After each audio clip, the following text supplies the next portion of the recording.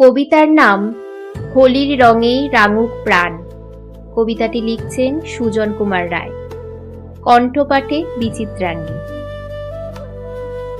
আকাশে আজ আবির খেলা, ফাগুন হাওয়ায় বইছে যেন পলাশ ফুলের ঘ্রাণ।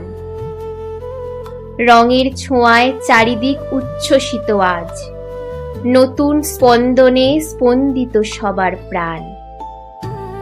পলাশ রঙে পথের বাঁকে মুঠো ভরা ওই আবির রঙে রঙিন হলো মন। অভিমান ঘুচে যাক রঙের উৎসবে, ফিরে আসুক হারিয়ে যাওয়া প্রিয়জন। হলুদ বসন্তে কোকিল ডাকে, গাছের পাতায় উদগত সব নতুন কুড়ি। আবির রঙে আকাশ মেতেছে, সবখানে আজ রঙের ছড়াছড়ি।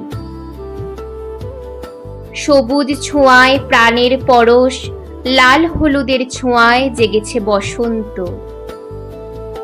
দুঃখগুলো আজ গোপনে থাকুক, রঙের ছোঁয়ায় জীবন হোক প্রাণবন্ত। নীলিমার স্নিগ্ধতায় ভরে উঠুক রুক্ষ হয়ে যাওয়া মনের প্রতিটি কোণ।